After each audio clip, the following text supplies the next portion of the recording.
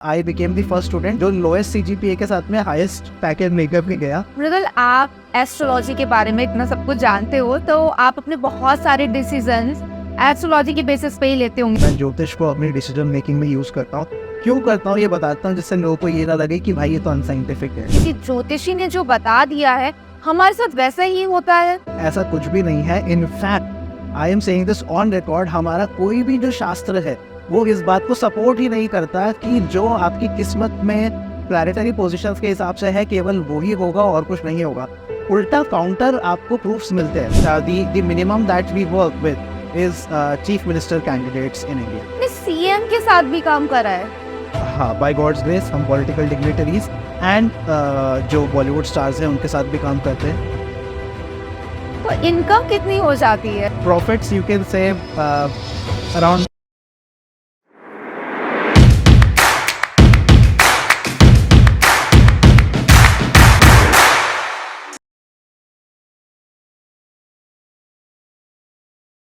Hello everyone, welcome to my show beyond fame with Payal. और आज मेरे साथ है एक आईटी प्रोफेशनल जो आईटी इंडस्ट्री का भी पार्ट है और एस्ट्रोलॉजी भी बहुत अच्छे से जानते हैं। So welcome to my show Mridul. Thank you Payal. Okay Mridul, तो थोड़ा सा अपनी जर्नी के बारे में बताइए, कैसे आप आईटी बैकग्राउंड में पहले तो आए, क्योंकि आप तो किसी और ही बैकग्राउंड से थे, फिर आईटी से एस्ट्रोलॉजी में कैसे आए, क्या थी ये journey? Well, first of all, thanks for the introduction. It's an apt introduction.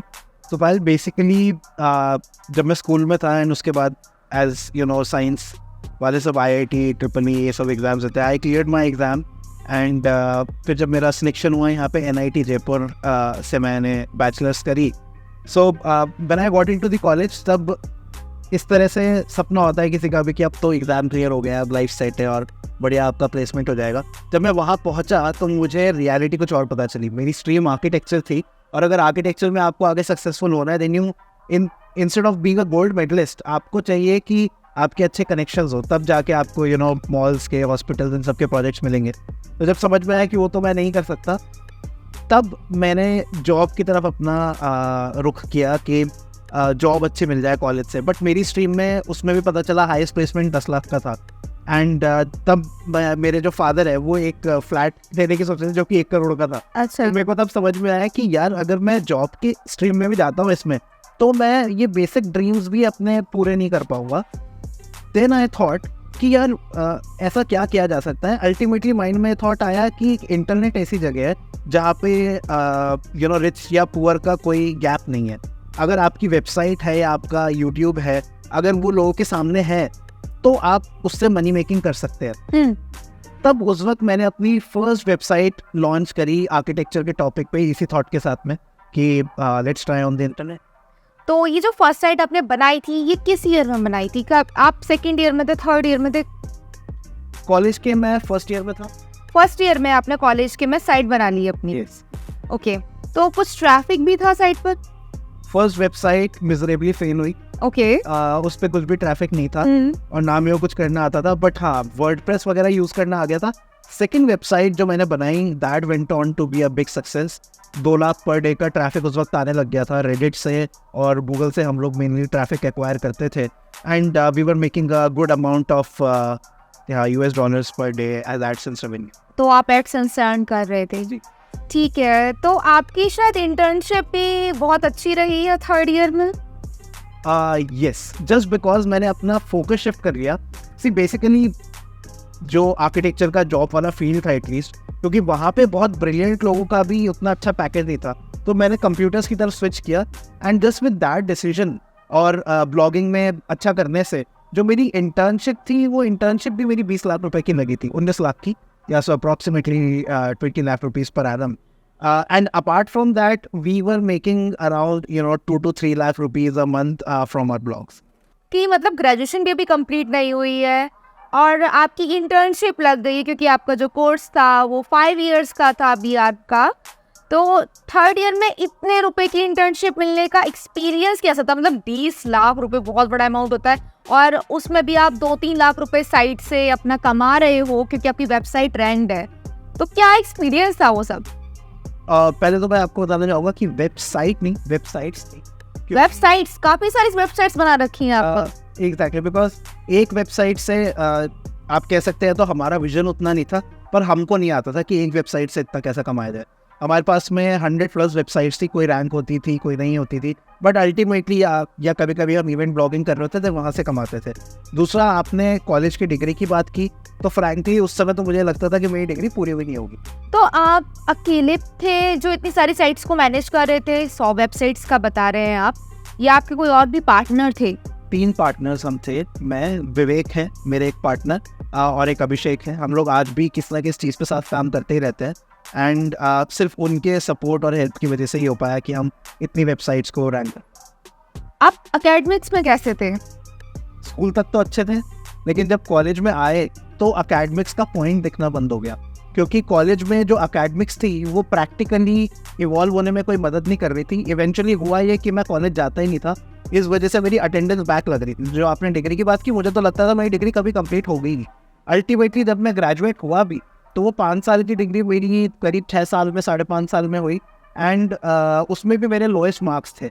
तो लोएस्ट मार्क्स थे मेरे कॉलेज में, बट प्लेसमेंट मेरा हाईएस्ट था इंडिया में। अच्छा, ये पहली बार हम सुन रहे हैं कि जो फेल भी हो रहा है, जिसके लोएस्ट मार्क्स भी आ रहे हैं, उसका कॉलेज से हाईएस्ट प्लेसमेंट हो रहा है। वो कैसे हुआ था आपका? ये कंपनी कॉलेज में ही आई थी या फिर आपने ऑफ कैंपस अप्लाई करा था? यंग लोग आपके इसको देख रहे होंगे जो भी कॉलेजेस में हैं, तो मार्केट में आपकी क्या वैल्यू है जॉब में या बिजनेस में, वो इस चीज़ से फ़र्क पड़ता है कि आप मार्केट में क्या कंट्रीब्यूट कर सकते हैं और उसके बदले में आपको कितना अमाउंट मिलेगा, रादर देन आपकी डिग्री क्या है। तो उस पर फोकस कीजिए। मैंने भी उसी पे फोकस करा, इस वजह से मेरा प्लेसमेंट हाई हुआ। कॉलेज की तो कंपनीज में मैं बैठने के लिए भी अलाउड नहीं था, क्योंकि मेरे मार्क्स ही नहीं थे। मेरी CGPA 10 में से कोई 4 पॉइंट समथिंग होगी। और अल्टीमेटली ये जो कंपनी जिसने मेरे को हायर किया, वो लिंक्डइन से उन्होंने मेरे को खुद ही कनेक्ट करा, क्योंकि इतनी वेबसाइट्स हमने रैंक करी थी, तो एक सर्कल में आपका एक नाम बन जाता है। इसके अलावा करीब 10 एक IITs NITs में तो मैं पढ़ा चुका था। मैं खुद अपने कॉलेज में फेल हो रहा था, वहाँ मैं स्टूडेंट था और मैं IITs में जाकर पढ़ाता था। तो आपको IIT से ऑफर आते थे पढ़ाने के लिए? एग्जैक्टली, बिकॉज वहाँ पे जो कॉलेज में प्रोफेसर्स थे, उनको ये लगता था कि यार आप एज अ स्टूडेंट कमा रहे हो, तो हमारे यहाँ पे भी आके सिखाओ कि बच्चे जो है वो कमाए कैसे। तो मृदुल, आपने बताया कि आप IITs में भी जाते थे, वहाँ पे पढ़ाते थे, वर्कशॉप्स करते थे, तो ये सब स्टार्ट कैसे हुआ? आप तो कॉलेज स्टूडेंट थे ना? इसका एक्चुअली एक बड़ा इंटरेस्टिंग रीज़न था।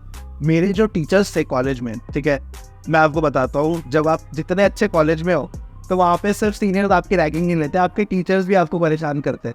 मेरे टीचर्स मुझको बहुत परेशान करते थे। एक्चुअली उनकी गलती भी नहीं थी एक लेवल तक, बिकॉज मेरी अटेंडेंस ही नहीं होती थी।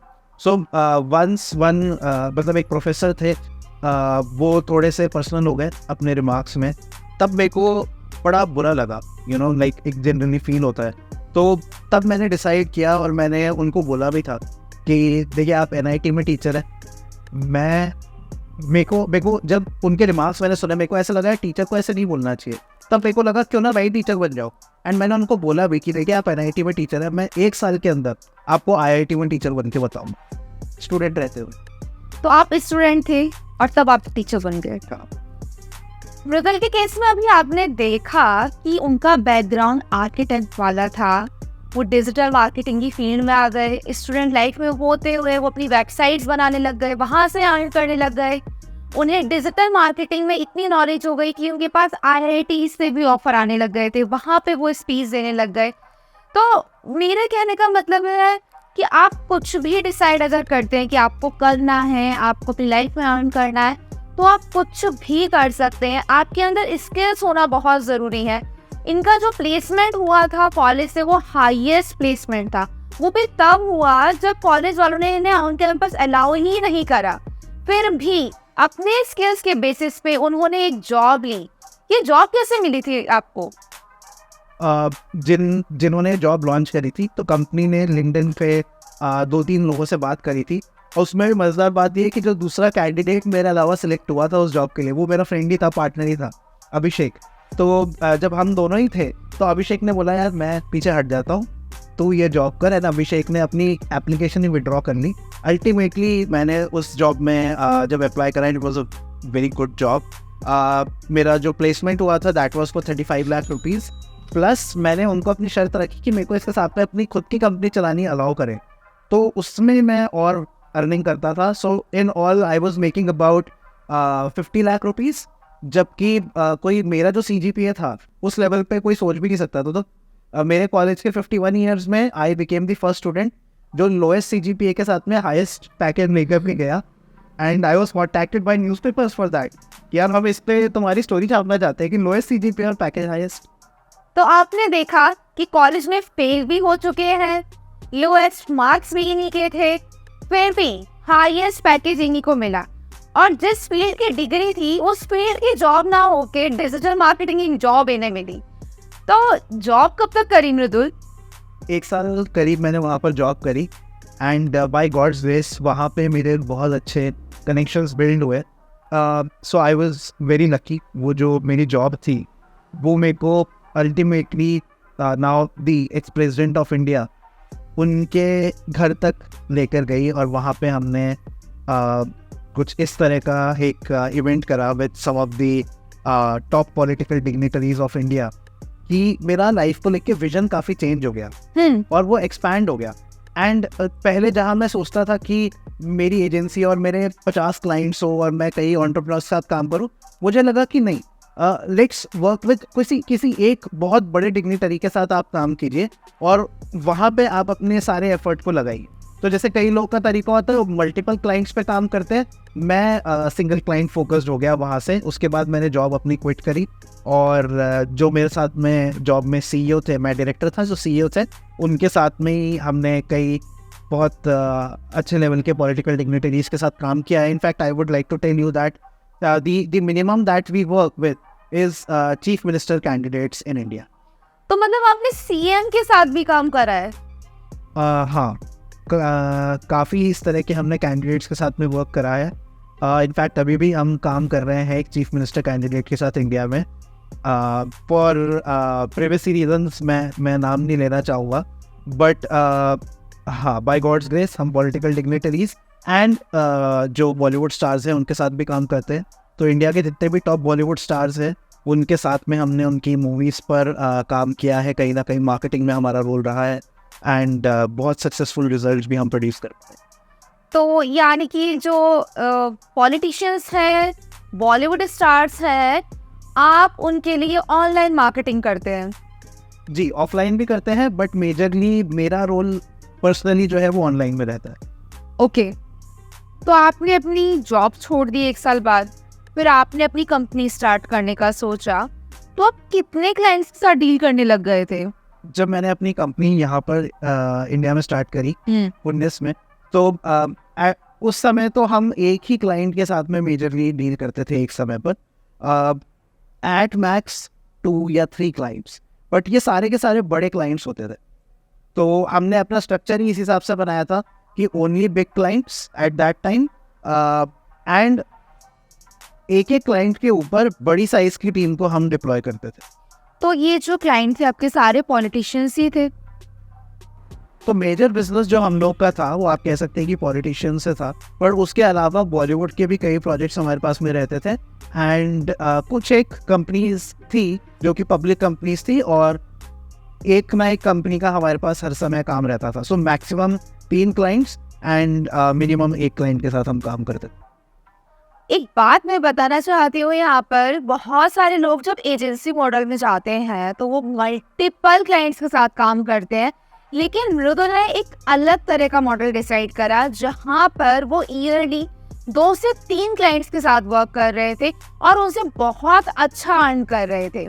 तो मृदुल, आप इंडिया में अच्छा कर रहे हैं, आपके पास बड़े क्लाइंट्स हैं, तो आपको ये आइडिया कहाँ से आया कि चलो कनाडा में भी जाके कंपनी रजिस्टर करते हैं, डिजिटल मार्केटिंग एजेंसी? तो ये प्लान कहाँ से बना आपका?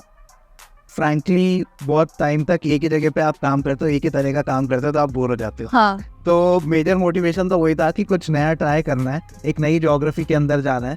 वहाँ पे भी कुछ पॉलिटिकल कैंडिडेट की हमारी बात चल रही थी। जनरली हम यूएस या कनाडा उस साइड की हम मूवीज़ देखते हैं, हमको लगता है हमको उस देश के बारे में बहुत पता है, लेकिन जब आप वहाँ के लोगों से बात करते हो तो आपको समझ में आता है कि नहीं, आपकी नॉलेज इतनी नहीं है। उस नॉलेज बेस को एक्सपैंड करना भी एक रीज़न था। तो वहाँ पे मैंने जो अभी मेरी करंट पार्टनर है मोनिका, उनको फाइंड किया एंड उनसे डिस्कस करा। मेरे को उनमें एक ऐसा बिजनेस ओनर लगा जो कि एक्सट्रीमली ह्यूमन सेंट्रिक है। उनको बात करना बहुत अच्छे से आता है और उस जोग्राफी की उनको बहुत अच्छी नॉलेज है, because she is born and brought up in Canada. तो उनके साथ में मैंने पार्टनर करके और मैं CMO बन गया कंपनी में, एंड हम लोगों ने डिजिटल मॉन्क मार्केटिंग नाम से जो हमारी अभी कंपनी है उस पर वर्क करना स्टार्ट किया। तो ये कंपनी कब इस्टेब्लिश हुई थी? कंपनी मेरे ज्वाइन करने से पहले इस्टेब्लिश हो गई थी। मोनिका पहले से इस कंपनी को रन कर रही थी, बट उनको टेक्निकल एक्सपर्टीज़ वाले लोगों की ज़रूरत थी और एक अच्छे CMO की ज़रूरत थी जो कंपनी को एक्सपैंड कर सके। बट मैंने उनको 2022 में ज्वाइन करा इस एंडेवर में। ओके, तो जो आपकी टीम है, जब आपकी पार्टनर कनाडा में है, आप इंडिया में है, तो आपकी टीम किधर है? तो पार्टनर कनाडा में है, मैं यहाँ पर हूँ। टीम भी हमारी 3 कंट्रीज़ में है। हाँ। कुछ लोग कनाडा में हैं, कुछ लोग फिलीपींस में हैं और कुछ लोग ऑब्वियसली इंडिया में हैं, and everyone is work from home. तो सारे लोग वर्क फ्रॉम होम कर रहे हैं, आप लोग कैसे मैनेज कर रहे हो अब तक? आई थिंक ये नया कल्चर है हाँ। एंड मेरे हिसाब से तो इससे प्रोडक्टिविटी बढ़ती है, बिकॉज फालतू के डिस्कशन आपके कट डाउन हो जाते हैं। आप जब एक वीडियो कॉल पे होते हैं या एक प्रोफेशनल सेटिंग में होते हैं उतनी ही बात करते हैं जितना कि नेसेसरी है। गॉसिप्स का टाइम कट होता है, लंच आवर्स एक्सटेंड नहीं होते हैं, एंड मेरे को तो लगता है कि एम्प्लॉयज़ को भी एक ब्रीदिंग स्पेस मिलता है जहाँ पे वो अपने समय से काम कर सकते हैं। अगर किसी को लगता है कि नहीं मैं तो रात में काम करना चाहता हूँ तो वाई नॉट, तो हमारे हिसाब से उनको पूरी फ्रीडम है। इस वजह से हमारी प्रोडक्टिविटी एक्चुअली बढ़ी है इन ऑफिस मॉडल के कंपैरिजन में। तो फिर आप अभी अपनी डिजिटल मार्केटिंग एजेंसी ही देख रहे हैं या कुछ और भी है जो मैं मिस कर रही हूँ आपके बारे में? 2 इंटरेस्टिंग प्रोजेक्ट्स हैं डिजिटल मार्केटिंग के अलावा जिन पे हम काम कर रहे हैं। पहला है इंडिया का मैन्युस्क्रिप्ट ट्रेजर। सो बहुत कम लोगों को मालूम होगा कि इंडिया के पास में 1 करोड़ से भी ज़्यादा मैन्युस्क्रिप्ट्स है, जो कि वर्ल्ड का लार्जेस्ट कलेक्शन है। तो जिन लोगों को नहीं पता मैन्युस्क्रिप्ट्स क्या होती है, तो ब्रदर जरा हमारे व्यूअर्स को आप एक बार बता दीजिए मैन्युस्क्रिप्ट्स आखिर होती क्या है? मैन्युस्क्रिप्ट्स का हिंदी में जो करेक्ट वर्ड है दैट इज कॉल्ड पांडुलिपि।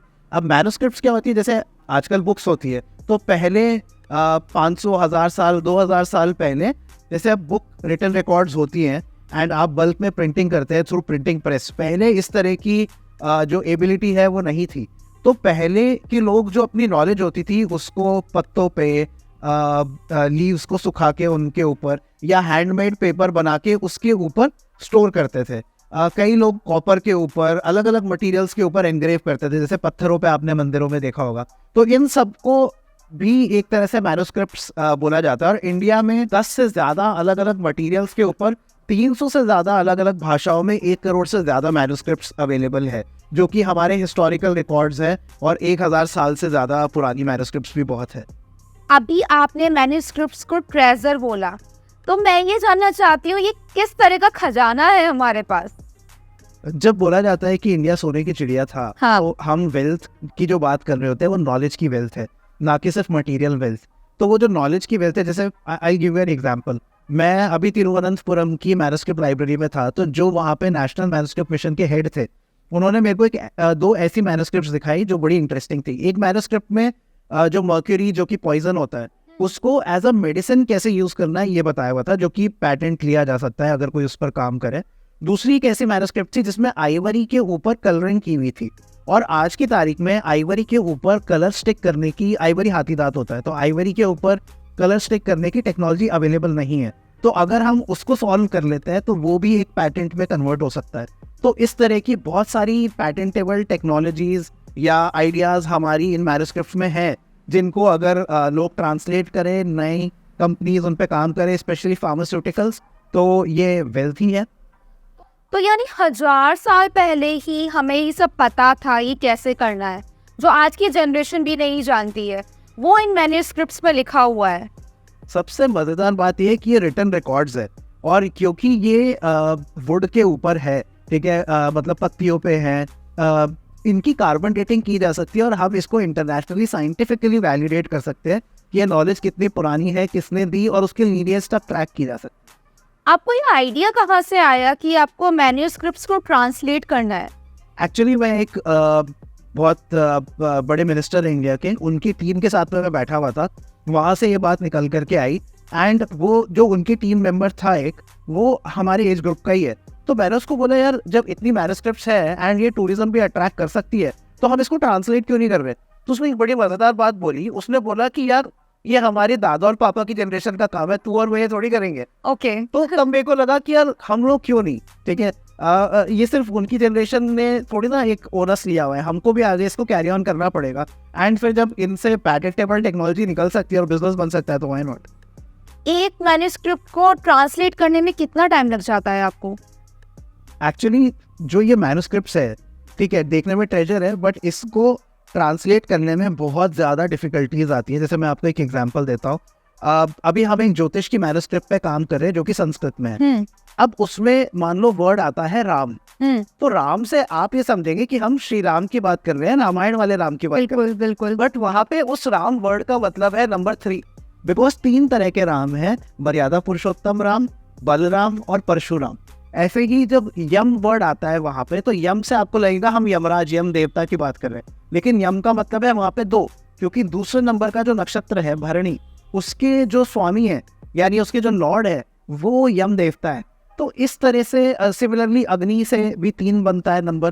तो इस तरह की टेक्निकल डिफिकल्टीज की वजह से कई बार एक एक श्लोक पे काम करने में एक दिन लग सकता है पूरा का पूरा। एंड ये जो ग्रंथ है, किसी ग्रंथ में हो सकता है 6000 श्लोक है। Okay. So how will you go about translating it?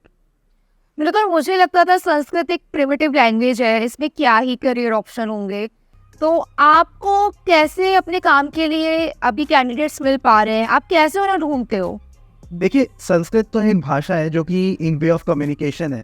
तो संस्कृत जितनी प्राचीन है उतनी ही नवीन है। डिपेंड करता है कि क्या हम उसको कम्युनिकेशन के लिए या नॉलेज ट्रांसफर के लिए यूज़ कर पा रहे हैं। हम हमेशा एक्सपर्ट्स की खोज में हैं, और ना सिर्फ संस्कृत, क्योंकि मैंने जैसे आपको बताया इंडिया में 300 से ज़्यादा भाषाओं में मैन्युस्क्रिप्ट्स अवेलेबल है। तो इनफैक्ट आपके व्यूअर्स से मैं ये कहना चाहूँगा कि अगर आप में से कोई संस्कृत एक्सपर्ट्स है, तमिल, तेलुगु, कोई भी लैंग्वेज के एक्सपर्ट्स है, या आप किसी और को जानते हैं जो कि एक्सपर्ट्स है, तो वो मेरे से कनेक्ट कर सकते हैं। एंड मैं आपको जॉब अपॉर्चुनिटी प्रोवाइड कर सकता हूँ इस फील्ड में इन फॉर मैन्युस्क्रिप्ट ट्रांसलेशन। तो अभी एक जॉब अपॉर्चुनिटी मिल गई है। अगर आपको इन लैंग्वेजेस की नॉलेज है, संस्कृत, तमिल, तेलुगु, मलयालम, तो आप मृदुल को रीच आउट कर सकते हैं। उनका सोशल मीडिया प्रोफाइल हमने डिस्क्रिप्शन में डाल दिया है, आप वहां से उन्हें रीच आउट कर सकते हैं। मृदुल, ये सब ट्रांसलेट करके मैन्युस्क्रिप्ट्स आप किस तरह से अर्न कर रहे हैं? एज एन एंटरप्रेन्योर आपका क्या विजन है इन्हें लेकर? देखिए, जैसे जैसे नई मैन्युस्क्रिप्ट्स ट्रांसलेट होंगी, तो उनमें ज्योतिष में मेरा, जैसे मैंने आपको बताया, मेरा ज़्यादा इंटरेस्ट केवल ज्योतिष की मैन्युस्क्रिप्ट्स में है। उनमें नई नई कैलकुलेशंस और नई नई टर्मिनोलॉजी सामने आ रही है, जो कि आज जो सॉफ्टवेयर्स मार्केट में अवेलेबल हैं उनमें नहीं है ये फीचर्स। तो मैं नए सॉफ्टवेयर्स मार्केट में इंट्रोड्यूस करना चाहता हूँ जिनमें ये फीचर्स अवेलेबल हो। एंड रिसर्चर्स को हेल्प मिलेगी उन सॉफ्टवेयर से, एस्ट्रोलॉजर्स को हेल्प मिलेगी, तो वहाँ से हम रेवेन्यू जनरेट करेंगे। आप एस्ट्रोलॉजी की फील्ड में भी हैं, आपने अभी मेंशन करा कि आप उसके अराउंड सॉफ्टवेयर्स बनाना चाहते हैं, ये सब प्लान्स इम्प्लीमेंट करना चाहते हैं।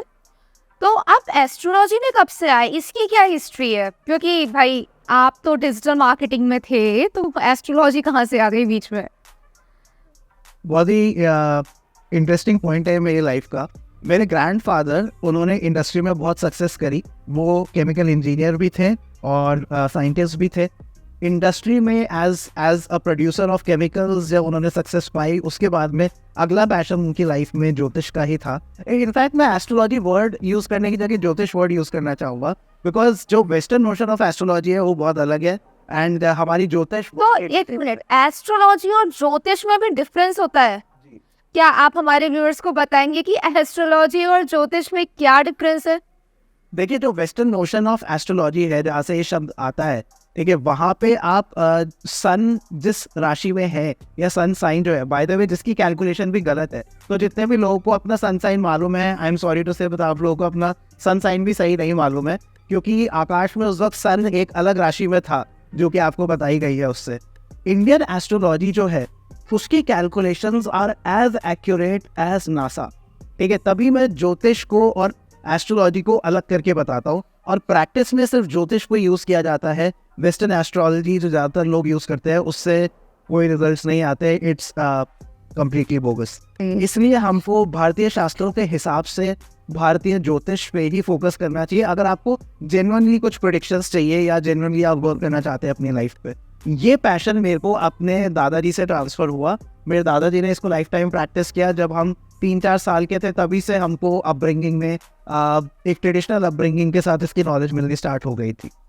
तो आपका इंटरेस्ट आपके दादाजी ने तभी क्रिएट कर दिया था जब आप 4-5 साल के थे? जी, मेरे दादाजी इस फील्ड के विद्वान थे और उन्होंने जो है एक ओवरऑल ग्लोबल ऑडियंस को, ग्लोबल क्लाइंटेल को डील करा एंड बहुत ही इन्फ्लुएंशियल लोगों के साथ में उनकी लाइफ के मेजर डिसीजन मेकिंग में मदद करी। अब मैं अपनी लाइफ के सारे डिसीजंस जो है एटलीस्ट अपनी सक्सेस में इसको एट्रीब्यूट कर सकता हूँ कि ज्योतिष का सही इस्तेमाल हमने किया है। आप ज्योतिष की बहुत बात कर रहे हो तो मैं ये जानना चाहती हूँ, हमारी ऑडियंस भी ये जानना चाहती है, क्या जो हमें किसी पंडित ने या किसी ज्योतिषी ने जो बता दिया है हमारे साथ वैसा ही होता है?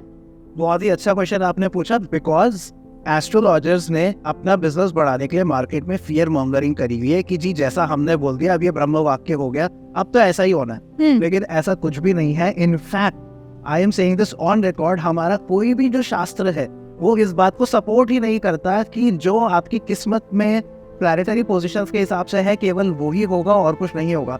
उल्टा काउंटर आपको प्रूफ्स मिलते हैं। जैसे कि महाभारत में आपको राजा पांडु जो है वो दैव और कर्म यानी कि भाग्य और कर्म को कंपेयर करते हुए मिल जाएंगे और इतने इन्फ्लुएंशियल और नॉलेजेबल लोग वहाँ पे, एंड वेद व्यास जी ने लिखी है, ये किसी रैंडम आज के ज्योतिषी ने नहीं लिखा। ठीक है, तो उन्होंने ये लिखा है कि जो दैव है यानी कि जो भाग्य है और कर्म है वो एक दूसरे के लिए लॉक एंड की का काम करते हैं। अगर एक ताला है तो दूसरी चाबी है, दूसरे के बिना वो ताला भी यूजलेस है। ठीक है, तो कर्म को एक्चुअली ज्यादा प्रधानता है, बिकॉज वो कर्म नहीं होगा तो आपके भाग्य में अगर अच्छा भी है तो आप उसको अनलॉक नहीं कर पाएंगे। तो भाग्य में जो लिखा है वो मेन होता है या हमारे कर्मों पर डिपेंड करता है? अगर हमारे कर्मा अच्छे हैं तो हमारे साथ अच्छा होगा या पूर्व जन्म के कर्मा हमारे साथ चलते हैं? देखिए, इसके लिए सिंपल सी बात है कि आज का कर्म कल का भाग्य है।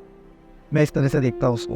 भाग्य के लिए और पुराने कर्मों के लिए बहुत इंटरेस्टिंग एग्जाम्पल मिलता है हमारे शास्त्रों में, जहाँ पे ऐसे कहा जाता है कि जैसे एक गाय का बछड़ा हजारों गायों में भी अपनी माँ को पहचान लेता है, वैसे ही जब कर्म आपको फल देते हैं तो वो आप कई बार लोग ऐसे करते हैं कि जी मेरी मम्मी ये पूजा कर रही है मेरे लिए, मेरे फादर ये कर रहे हैं, मैं ये कर रहा हूँ। नहीं, जो पुराने कर्म है जब वो फल देने पे आते हैं तो वो भी लाखों लोगों में से आपको पहचान लेते हैं और आपको ही उसका फल देते हैं। तो यू हैव टू डिटरमिन कि आपने पुराना कैसा किया है। जो पुराना आप कर चुके हैं वो पाइपलाइन में जा चुका है। इसको आप ब्लॉकचेन की तरह समझिए। ब्लॉकचेन में आप पिछला जैसे सेल को चेंज नहीं कर सकते, वैसे ही आपने जो पहले कर दिया है उसका फल तो आपको लेना है।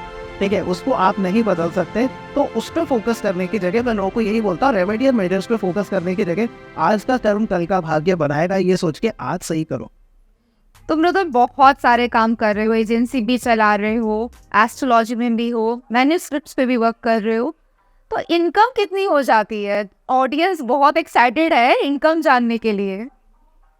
यार ये ना बड़ा फंसाने वाला क्वेश्चन होता है हमेशा, बट मैं अगर इसको पोलाइटली पुटिंग इट, अगर मेरे को गाड़ियों का शौक होता तो आई कैन से कि मैं फरारी जो भी होती है नई गाड़ियाँ, देखिए मैं कोई भी अफोर्ड कर सकता था।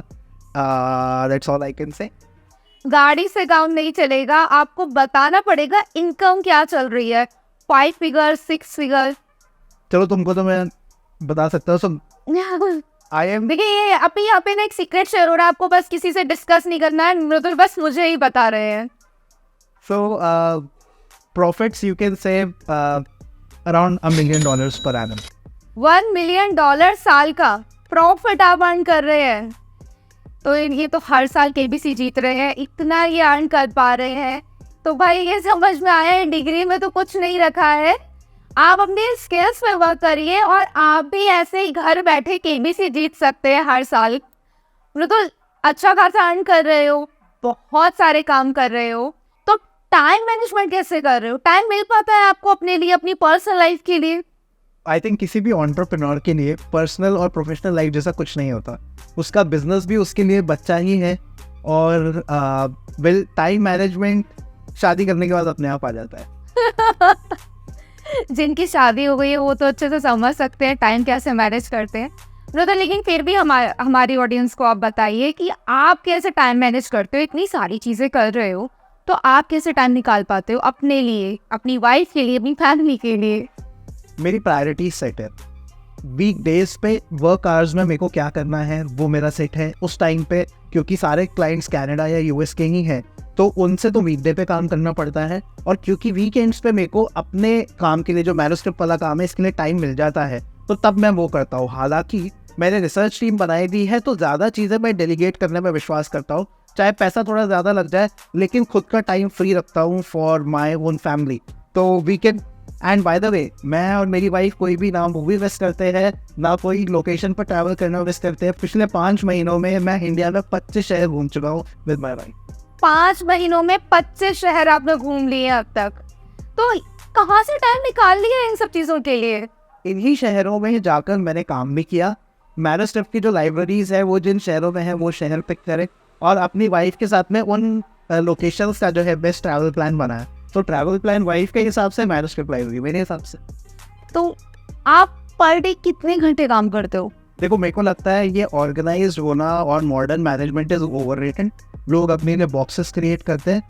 मेरा सिंपल फंडा है, जब तक दिमाग चलता है मैं तब तक काम करता हूँ, उसके बाद छोड़ देता हूँ। मृदुल, आप एस्ट्रोलॉजी के बारे में इतना सब कुछ जानते हो, तो आप अपने बहुत सारे डिसीजंस एस्ट्रोलॉजी के बेसिस पे ही लेते होंगे, फाइनेंशियल डिसीजन और बिजनेस डिसीजन। तो क्या हमारी ऑडियंस को भी इसका कुछ फ़ायदा मिलेगा? बिल्कुल, आपने सही बोला। मैं ज्योतिष को अपनी डिसीजन मेकिंग में यूज़ करता हूँ। क्यों करता हूँ ये बताता हूँ, जिससे लोगों को ये ना लगे कि भाई ये तो अनसाइंटिफिक है। इस समय पे यूएसए वर्ल्ड की सबसे बड़ी इकोनॉमी है, और वो करीब 20% वर्ल्ड जीडीपी है। हम उस समय के सिस्टम को यूज़ कर रहे हैं डिसीजन मेकिंग में, जिस सिस्टम ने इंडिया को कहीं ना कहीं 45% ऑफ दी वर्ल्ड जीडीपी पे पहुंचा दिया, क्योंकि सारे ही राजा इससे डिसीजन मेकिंग कर रहे थे। इनफैक्ट बहुत बड़े बड़े मिथ्स हैं मार्केट में, जैसे कई अदर रिलीजन्स के लोग भी हमसे कंसल्ट करने के लिए आते हैं, और उनको लगता है कि पता नहीं जैसे हम कोई गुनाह कर रहे हैं। लेकिन मैं उनको बता देना चाहता हूँ कि हमारे कई अदर रिलीजन्स के किंग, जैसे हुमायूं, बाबर, खुद एस्ट्रोलॉजर्स थे। अच्छा। ज्योतिषी थे, और ज्योतिष को कंसल्ट किए बिना अपने दिन भी शुरू नहीं करते थे। ठीक है, तो I think people should make extensive use of this knowledge और अपनी लाइफ को बेहतर करते जाना चाहिए। लाइक मैं आपको एक एग्जांपल देता हूँ। अभी रिसेंट एप्लीकेशन मैंने इसकी क्या करी है। So me and my wife we were in Hyderabad. हम लोग कुछ काम कर रहे थे, तो मैं प्लानिटरी पोजीशंस वगैरह हम चेक कर रहे थे।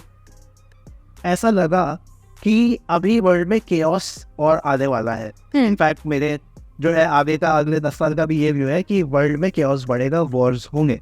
ठीक है, वॉर में अब मैंने now you know this astrologically कि वॉर होगा।